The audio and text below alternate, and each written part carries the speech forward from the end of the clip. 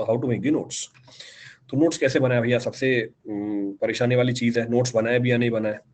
तो पहला अगर मैं बात करूं, first I give you the input कि भैया नोट्स बनाए जाए या नहीं बनाए जाए। मेरे हिसाब से पर्सनली नोट्स बनाने चाहिए। ऐसे बहुत सारे, जबकि मैं मतलब बहुत मिनिमल टाइम इन्वेस्ट करता हूँ इन चीज़ों के अंदर जो मेरी तैयारी को हैम्पर करे। तो मेरे को अनप्रोडक्टिव चीज़ें करने में थोड़ा सा इशू होता है, उनमें से एक नोट्स भी है। बट अगर हम नोट्स बनाते हैं खुद की लिखी हुई चीज़ हमेशा याद रहती है, तो इसलिए नोट्स तो बनाने चाहिए। अब आप नोट्स बोल दो, शॉर्ट नोट्स बोल दो, वो आपके ऊपर डिपेंड करता है, डिपेंड्स अपॉन यू।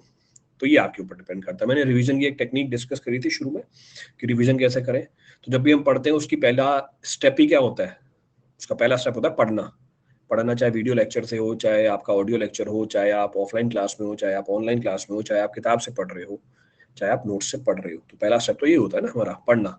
अब पढ़ने के बाद का जो स्टेप है हमारा वो यही है कि वे नोट्स बनाने हैं। तो उसकी हम बात करेंगे, how to make the notes, कि वे नोट्स कैसे बनाया जाए। जो सीरीज है हमारी ये सिविल एज की, हर सैटरडे को होती है 8 बजे। तो आज भी 8 बजे इसको हमने स्टार्ट कर दिया है। क्या बेनिफिट है इस सीरीज को ज्वाइन करने के, लाइव देखने के। आपको सब्जेक्ट के नोट्स मिल जाएंगे, कोई ना कोई एक सब्जेक्ट का नोट्स मैं दे देता हूँ आपको इसके अंदर। मोर ओवर जो आपका एक्सक्लूसिव स्टडी प्लान है वो भी आपको बना के दे दिया जाता है, that is also given to you. तो ये 2 बेनिफिट्स मिल जाएंगे अगर आप इस सेशन को लाइव देखते हो, if you see this session live. कौन कौन से हम पॉइंट्स के ऊपर डिस्कशन करेंगे यहाँ पे। तो पहला पॉइंट, भैया नोट्स कैसे बनाए। तो नोट्स बनाने का पहला उसूल, पहला step is to understand the topic. सिर्फ लिखने से काम नहीं चलेगा। जो भी चीज आपको पढ़ाई जा रही है या जो भी चीज आप पढ़ रहे हो, अगर आप उसको समझ नहीं पा रहे हो तो नोट्स बनाने का कोई फायदा नहीं है। तो पहला स्टेप है बात को समझना, कंसेप्ट को समझना। तो अगर आप वीडियो लेक्चर देख रहे हो, जो भी पढ़ाया जा रहा है, जो भी एजुकेटर आपको पढ़ा रहा है, उस बात को समझना। वंस यू अंडरस्टैंड इट, तभी आप उसको नोट्स के फॉर्म में उतार पाओगे। तो नोट्स बनाने का मतलब ये नहीं होता कि जो मैंने पढ़ाया वही लिख लिया आपने। वो तो लिखा हुआ मिल जाएगा आपको, मैं लिखता हूँ, आप डाउनलोड कर सकते हो, यू कैन डाउनलोड इट, कोई बड़ी चीज नहीं है। पर जो आपने समझा, समझने के बाद जो आपने लिखा, मैं उसको नोट्स बोल रहा हूँ। I am talking about those notes. तो ये मत बोलना कि जो पढ़ा रहा है एजुकेटर आप वही बस छापे जा रहे हो। वो छपी हुई चीज तो आज के टाइम पे वैसे मिल जाती है, दैट इज रेडीली अवेलेबल। तो जो बात आपने समझी वही बात आपको लिखनी है। रीजन बीइंग, जो बात मैंने अभी समझी उसको अगर मैं नहीं लिखूंगा मैं भूल जाऊंगा, क्योंकि ये भी हमने डिस्कस कर रखा है, हमारा ब्रेन वॉलेटाइल है, सारी चीजें उड़ जाती है बहुत जल्दी। तो जो बात मैंने समझ रखी है मुझे उसी को लिखना है। तो इसका ध्यान रखना, first and the foremost step is to understand the topic. ये टॉपिक मेरे को समझना है, समझने के बाद ही नोट्स बनाने हैं। कैसे बनाने वो देखेंगे। तो पहला स्टेप है, I have to understand the topic. Once I understand the topic, अब मेरा ब्रेन काम करेगा भाई उसको क्लासिफाई करने के अंदर। तो अगला स्टेप है क्लासिफाई एंड लर्न। अब क्लासीफाई एंड लर्न, इस बात का मतलब क्या है, मैंने तो एक पॉइंट लिख दिया क्लासीफाई एंड लर्न। अब ये टेक्निक मैंने अडॉप्ट कर रखी थी क्लासीफाई एंड लर्न की। मैं चीजों को क्या कर लेता, बांट देता था, और वो बटी हुई चीजें मैं आपको बताता हूँ। जैसे एग्जांपल दूं मैं, if I give you an example, मेरे को सीमेंट के इंग्रेडिएंट्स लिखने हैं। I have to write the ingredients of the cement. खूब सारे इंग्रेडिएंट्स है, लाइम है, एल्यूमिना है, मैग्नीशिया है, सल्फर है। अब क्यों ये एग्जांपल लिया, क्योंकि सारे सिविल इंजीनियर हो तो इससे रिलेट कर पाओगे। अब मैंने इसको क्लासीफाई कर दिया, किसमें क्लासीफाई कर दिया, कैल्सेरियस कंपाउंड्स, आर्जिलेशियस कंपाउंड। तो जब भी इंग्रेडिएंट्स ऑफ सीमेंट की बात आएगी, पहली चीज मेरे दिमाग में क्या आती है, कैल्सेरियस, आर्जिलेशियस। तो हमेशा बांट दिया करो चीजों को कैटेगरीज के अंदर। तो इसलिए लिखा है क्लासीफाई एंड लर्न। तो कैटेगरीज में आप उसको क्लासीफाई कर दोगे। मुझे सीमेंट की मैन्युफैक्चरिंग समझनी है, कैसे समझूंगा, मुझे सीमेंट की मैन्युफैक्चरिंग समझनी है, 2 कैटेगरी में बांट दिया, वेट प्रोसेस, ड्राई प्रोसेस। तो जैसे ही आप क्लासीफाई करने लग जाओगे चीजों को, बात समझना बड़ा ही आसान हो जाएगी। अभी स्ट्रक्चर चल रहा है हमारा, स्ट्रक्चर में हमारा चल रहा है topic analysis of indeterminate beams and frames. अब मेरे को ये बात समझनी है, अब अंडरस्टैंडिंग है, पर जब मैं नोट्स बना रहा हूँ मैं पहले इसको क्लासीफाई कर दूंगा। क्लासीफाई करके मैंने आपको बताया, अगर आप देखोगे मेरे नोट्स क्लासीफाइड है वहां पे वो चीज, वो मेरे नोट्स है जो मैं आपको दे रहा हूँ। वो एक अलग बात है, आप उसको खुद के फॉर्म में चेंज कर सकते हो। मैंने कैसे क्लासीफाई कर दिया, अगर मुझे इनडिटर्मिनेट्स बीम्स और फ्रेम्स को एनालाइज करना है, 2 तरीके हैं ब्रॉडली मेरे पास। कौन से 2 तरीके हैं, फोर्स मेथड, डिस्प्लेसमेंट मेथड। तो कर रखी है ना क्लासिफिकेशन मैंने। तो आपको ये चीज हर जगह मिलेगी। जो भी मेरे एग्जांपल दिमाग में आ रहे हैं वो मैं आपको बताता जा रहा हूँ। जैसे एग्जांपल हमारा चल रहा है फ्लूइड मैकेनिक्स, उसमें बात चल रही है हमारे पाइप फ्लो की। पाइप फ्लो में टॉपिक है हमारे लॉसेस, क्लासिफाई कर दिया किसके अंदर, मेजर लॉस, माइनर लॉस। अब इतने सारे एग्जांपल दे रही है, ये वो टॉपिक्स है जो भी चल रहे हैं हमारे प्लस के क्लासेस पे। All these topics we are doing in the plus classes. तो इसलिए मैं एग्जांपल्स भी वही उठा के बता रहा हूँ आपको। I am taking those examples only. फिर हमारा चल रहा है हाईवे। हाईवे में हम बात कर रहे हैं ज्योमेट्रिक डिजाइन। ज्योमेट्रिक डिजाइन में हमारा चल रहा है designing of what, cross section elements. Classify कर दिया, किसमें क्लासिफाई कर दिया? Cross section element. पहली कैटेगरी क्या है भैया? पेमेंट सरफेस के कैरेक्टरिस्टिक्स। दूसरी कैटेगरी क्या है भैया? Horizontal alignment. तीसरी कैटेगरी क्या है? Vertical alignment. तो मैंने क्लासिफाई कर दिया ना अलग अलग कैटेगरीज के अंदर। तो जब भी आप नोट्स बनाओ, क्लासिफाई करके रखना, चीजों को समझना बड़ा ही आसान पड़ जाएगा, रिवाइज करना बड़ा आसान पड़ जाएगा। तो नोट्स बनाने का पहला तरीका, पहली टेक्निक भैया क्लासिफाई करना चीजों को। जैसे ही आप क्लासिफाई करोगे चीजों को, बहुत ही आसान हो जाएंगी, it will be very simplified. तो ये हमारा दूसरा तरीका। नेक्स्ट, आपकी जो डिटेल्स है वो लिमिट हो जानी चाहिए। आप चेक करो मेरे नोट्स डॉट के फॉर्म में सारे, कभी भी कोई वो नहीं मिलेगा आपको बड़े बड़े पैराग्राफ लिखवा रहा हूं मैं आपको, हमेशा पॉइंटर्स बना के लिखता हूं। तो आपको जो डिटेल्स है उसको लिमिट कर देना है। आपने जो डिटेल्स है उसको क्या कर देना है? लिमिट कर देना है। लिमिट करने का मतलब ये नहीं है कि आपको डिटेल्स छोड़नी है, होंगी सारी चीजें उसके अंदर, but you have to limit your details. कहने का मतलब है, जैसे एग्जांपल अभी हाईवे चल रहा है, सुबह क्लास हुई, उसमें हम बात कर रहे हैं ज्योमेट्रिक डिजाइन की। ज्योमेट्रिक डिजाइन कर रहे थे हम किसकी? मीडियन चल रही थी, मीडियन चल रहा है, और मेरे ख्याल से शोल्डर चल रहा था। अब कोड खोल के देखोगे 10-10 पन्नों के हैं ये टॉपिक। नोट्स देखोगे आप, वो 10 पन्ने को कंसाइज करके, लिमिट करके मैंने आपको 2 पेजों में करा दिया। 10 पेजों को कंसाइज करके 2 पेजों में, तो आएंगी सारी चीजें उसके अंदर, पर इस तरीके से आएंगी कि आपके ऊपर जो बर्डन है वो नहीं बढ़े। आपके ऊपर जो बर्डन है वो नहीं बढ़े। तो आपको लिमिट करना है अपनी डिटेल्स को नोट्स के अंदर। यही तो है नोट्स, कि कोड मेरा है 600 पेजों का, नोट्स मेरे होंगे सेम वो 600 पेज में 60 पेज में लिख दूंगा। इससे फायदा क्या होगा? इससे फायदा ये होगा कि अगर नोट्स मेरे 600 पेज के हैं, उन 600 पेजों के अंदर मेरे पास 6000 पेजों का कंटेंट होगा। जो 600 पेज के नोट्स हैं उसमें कंटेंट कितना है? एक्चुअल में 6000 पेजों का है। इसका मतलब इतनी ज्यादा वाइड रेंज या वाइड कवरेज हो जाएगी आपको, कि जो एग्जाम में क्वेश्चंस आते हैं, जिसको आप बोलते हो कि सर अनकन्वेंशनल क्वेश्चंस हैं या नए टॉपिक से क्वेश्चंस हैं, वो कवर हो जाएंगे आपके। तो नोट्स ऐसे बनाएं जिससे यील्ड बहुत ज्यादा मिले आपको, आउटपुट बहुत ज्यादा मिले आपको। डिटेल नोट्स जितना समझ में आता है उतना शॉर्ट नोट्स नहीं आता, तो बिल्कुल सही बात है, मत बनाओ नोट्स। शॉर्ट नोट्स बनाने की कोई जरूरत नहीं है आपको, तो शॉर्ट नोट्स बनाने की कोई इशू नहीं है। नेक्स्ट चीज जो ध्यान रखनी है आपको नोट्स बनाते वक्त, वो है टेबल्स। मेरे नोट्स खोल के देखो, आपको खूब टेबलें मिलेंगी। इनफैक्ट आज सुबह ही देखो 3 टेबलें बताई हैं आपको। हाईवे चल रहा था, मेरे को लिमिट बतानी थी शोल्डर्स की कितनी होती है, मैंने 3-3 टेबलें दी आपको, टेबल बना के दिया आपको। सो इंस्टेड ऑफ राइटिंग, जितना मैक्सिमम हो सके कंटेंट किसके फॉर्म में डाल दो? टेबल के फॉर्म में डाल दो। टेबल के फॉर्म में डालोगे नोट्स छोटे हो जाएंगे, फ्लो चार्ट के फॉर्म में डालोगे रिवीजन आसान होगी। तो फ्लो चार्ट के बारे में पहले भी डिस्कस किया था हमने, फ्लो चार्ट के बारे में हमने पहले भी डिस्कस किया हुआ है कि फ्लो चार्ट आपके रिवीजन के टाइम पे बहुत हेल्प करते हैं। वैसे ही जब आप नोट्स बना रहे हो, नोट्स को लिमिट करने का तरीका है टेबल के फॉर्म में डाल दो, और यही टेबल आप रिप्लिकेट कर सकते हो कहाँ पे जाके? अपने एग्जाम में जाके। तो बहुत ही कम टाइम में, बहुत ही कम जगह में, बहुत ही कम एफर्ट में ज्यादा आउटपुट निकाल के देती है टेबल। इस टेबल के साथ एक और चीज आती है, डायग्राम। एक डायग्राम आपको इतनी जानकारी दे देगा जितनी 5 पन्नों में नहीं होती। एक डायग्राम आपको इतनी जानकारी दे देगा जो 5 पन्नों में नहीं होती। जैसे एग्जांपल, अभी सुबह का एग्जांपल ले रहा हूँ, मेरे को बताना था कर्व के बारे में। अब मेरे को जब कर्व के बारे में बताना था, मैंने ये डायग्राम बना के दिया था। जो लोग सुबह प्लस क्लास में बैठे हुए थे वो उससे रिलेट कर पाएंगे। मैंने ये डायग्राम बना के दे दिया था, I have shown this diagram. तो ये हमारे कर्व थे, दीज वर आवर कर्व्स। इस डायग्राम के अंदर कर्व के अलावा मैंने बहुत सारी चीजें बता दी थी आपको। मैंने बोल दिया था ये मीडियन है, ट्रैफिक सेपरेटर है, ये हमारी पेमेंट है, ये हमारा कर्व है, ये हमारा फुटपाथ है। तो एक ही डायग्राम बहुत सारी चीजें कवर करता है। इसी डायग्राम में आप सबकी डायमेंशंस लिख सकते हो कि भैया इसकी लिमिट कितनी होती है, कर्व कितने तरह के होते हैं, 3 तरह के कर्व होते हैं, जो ट्रैफिक सेपरेटर है इसकी रेंज क्या होती है, जो पेमेंट होती है इसकी रेंज क्या होती है। यहीं पे मैं क्रॉस स्लोप दिखा सकता हूँ, क्रॉस स्लोप की लिमिट लिख सकता हूँ।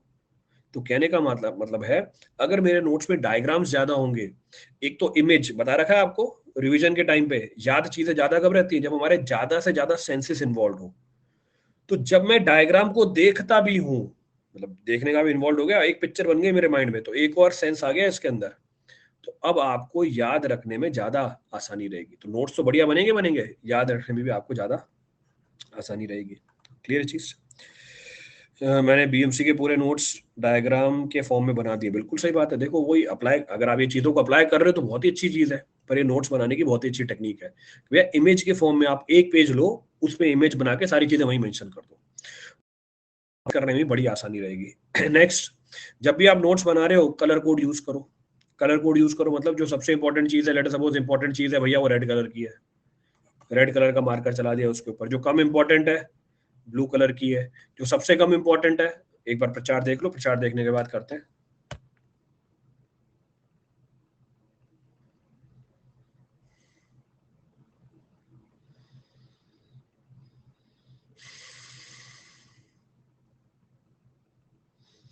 चलो हाँ, जो सबसे इंपॉर्टेंट है उसको रेड कलर में डाल दिया, जो उससे कम इंपॉर्टेंट है ब्लू कलर में डाल दिया, जो उससे कम इंपॉर्टेंट है येलो कलर में डाल दिया। तो इस तरीके से हम क्या कर सकते हैं, बाइफर्केशन कर सकते हैं। So in this way we can carry out the bifurcation. बिल्कुल बाइफर्केशन हो सकती है। तो कलर कोड यूज करने से, ये मैंने एक तरीका भी यूज किया था रिवीजन करने का, बताया था आपको, हाईलाइट करो चीजों को।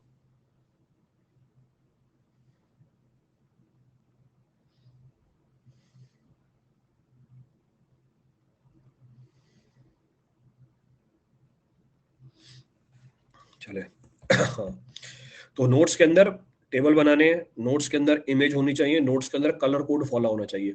अच्छा, कई लोग क्या करते हैं हाइलाइटर की जगह, अच्छा एक चीज और ध्यान आ गई मुझे, पर्टिकुलर कंटेंट का ही कलर चेंज कर देते हैं।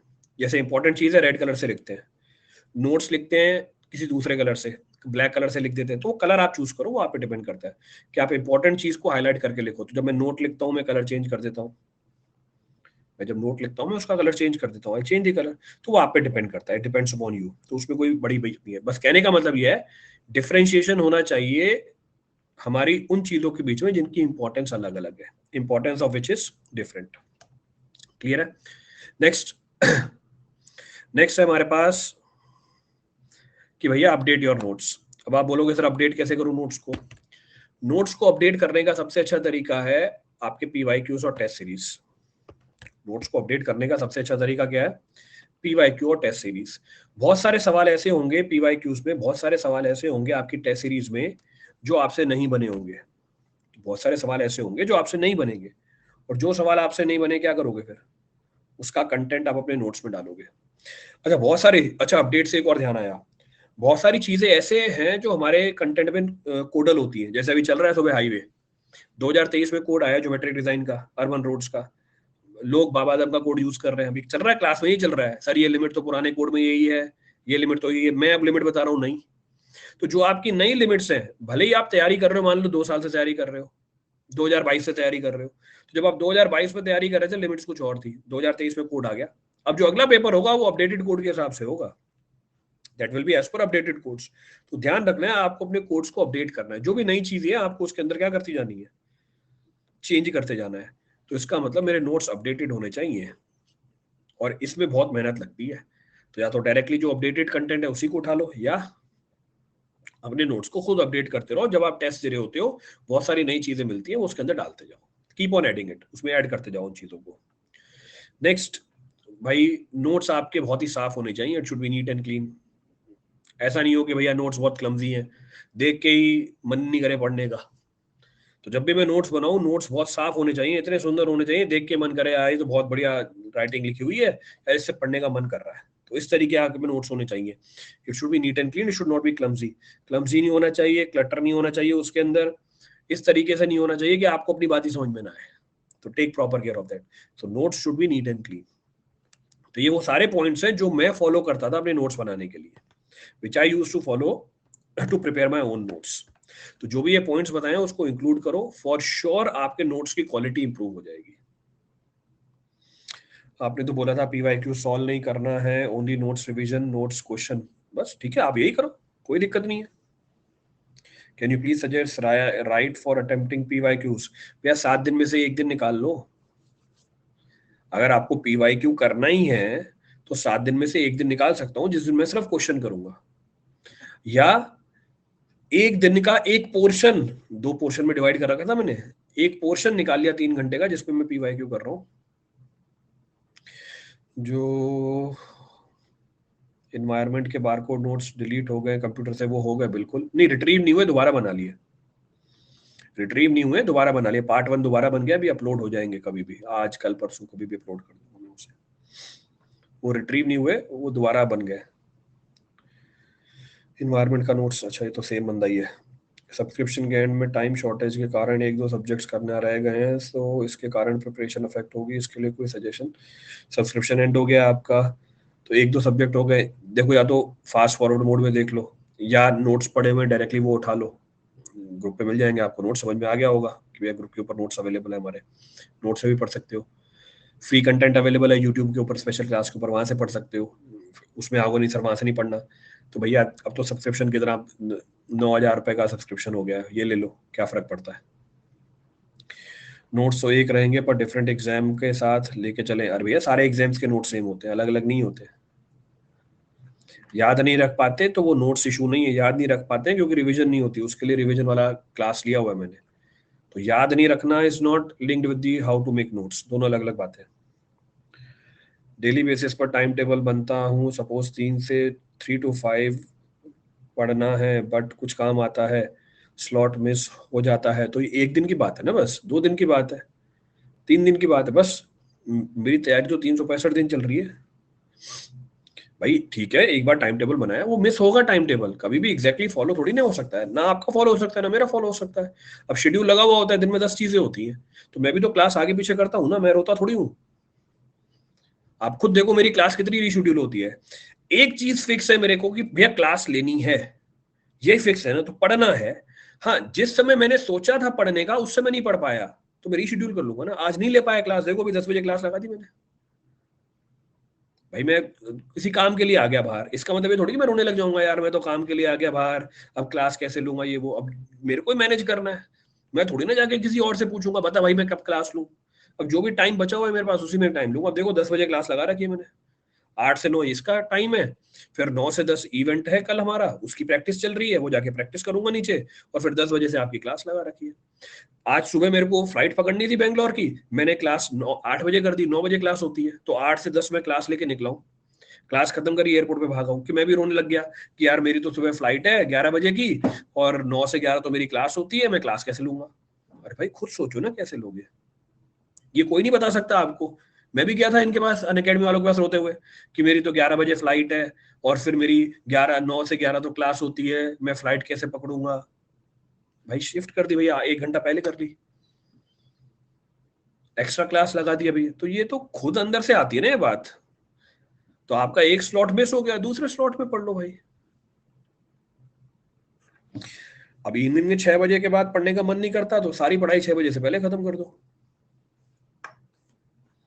तो आपको ये पता चल गया मेरी ये प्रॉब्लम है कि मैं 6 बजे के बाद नहीं पढ़ सकता।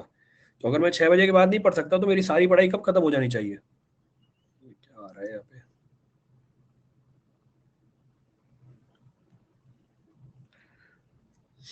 सर मैं pass out of 2013 11 year girl, I did not prepared for a my a. अच्छा, my age is 34, in this age I am crack a example also possible. भाई हिंदी में लिख दो,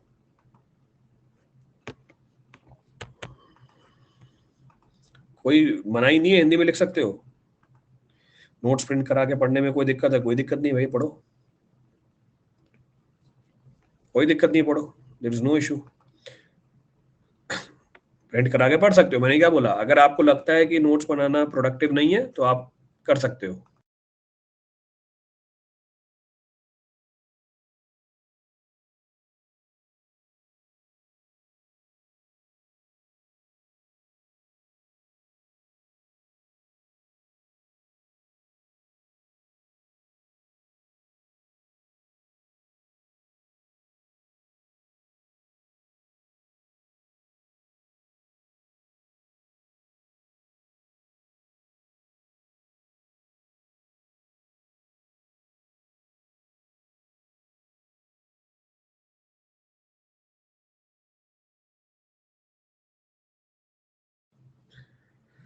आपने कहा था 20% टाइम रिवीजन में रखना चाहिए। सर मैं डेली 2 घंटे नॉन टेक पढ़ता हूँ, सो नॉन टेक के लिए भी समय स्ट्रेटेजी रखें?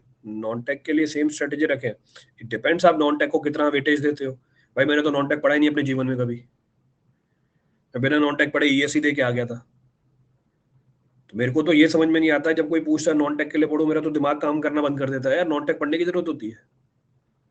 अब आप अभी आप ये बोलोगे सर एप्टीट्यूड पढ़ूं, भाई एप्टीट्यूड पढ़ते थोड़ी ना, भाई एप्टीट्यूड तो होता है, ये पढ़ते कैसे हैं एप्टीट्यूड? तो मेरे को ये बात आज तक समझ में नहीं आई, नॉन टेक के लिए अलग टाइम कैसे निकाले। अब आप लोग पूछते हो तो भैया ठीक है बता देते हैं, पे जो जनरल नॉलेज है वो है। अब जो चीज 24-25 साल में आपके डेवलप होती है वो 3-4 महीने की तैयारी में थोड़ी ना डेवलप हो जाएगी, कितना ही हो जाएगा डेवलप। तो मैंने तो कभी नॉन टेक पढ़ी नहीं, ईएससी में इतनी सारे नॉन टेक्निकल टॉपिक्स होते थे मेरे टाइम पे भी, तब तो पूरी जीएस आती थी, तो मैं यूं ही जाके पेपर दे के आया था जो था। अब आपको लगता है कि नहीं आपको नॉन टेक में टाइम देने की रिक्वायरमेंट है, तो हाँ बिल्कुल आप नॉन टेक पढ़ो, कोई इशू नहीं है। बीपीएससी एई के लिए डेडिकेटेड बैच आएगा क्या? बेटा ये गेट ईएससी का प्लेटफॉर्म है, एई जेई का तो है ही नहीं, वो एसएससी जेई पे एई पे आ जाएगा। बीपीएससी एई का जो आपका जनरल इंजीनियरिंग का है, वो मैं सोच रहा हूँ आपको स्पेशल क्लास है यूट्यूब पे करा दूंगा।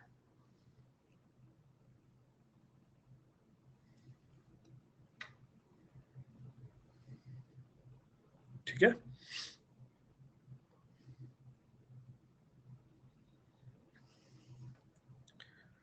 तो जनरल इंजीनियरिंग में करा दूंगा। टेबुलर डेटा याद कैसे रखें? बेटा याद करने का तो बता रखा है ना, जब तक आप उन चीजों को अप्लाई नहीं करोगे बार बार, हाँ बार बार रिवाइज नहीं करोगे, चीजें याद नहीं होंगी, will not be able to revise it.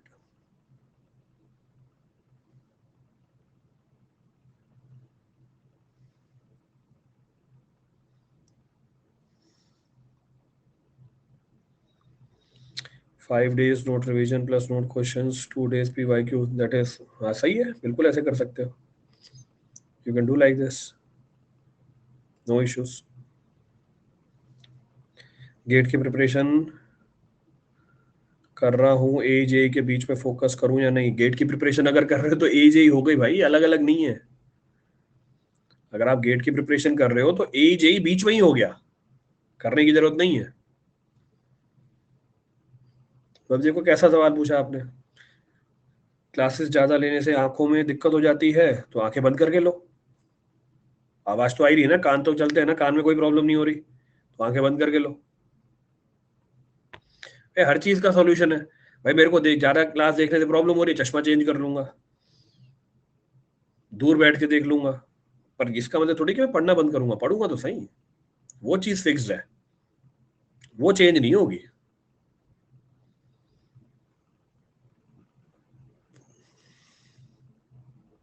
Clear है? चलो भैया सफिशिएंट है आज के लिए। Sir please provide your environmental notes. Environmental notes बन गए, मिल जाएंगे आपको, एनवायरमेंट के नोट्स बन गए हैं, मिल जाएंगे। Sir I am teaching in an engineering college, I followed of almost all subjects, your lectures and notes are helping a lot। सही है बेटा, क्या के पढ़ा रहे हो कॉलेज में तुम? चलो बढ़िया है। सर 20% टाइम बहुत खतरनाक है, बहुत अफेक्टिव है, अब तो श्योर है गेट 25 में रैंक आएगा, बहुत बढ़िया। अब बस फॉलो करते रहना, छोड़ मत देना उसे।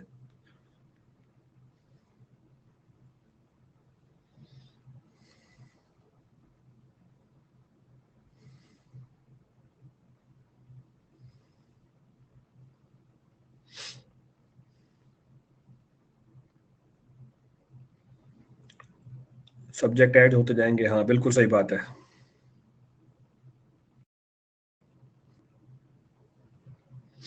चलो थैंक यू एवरीवन।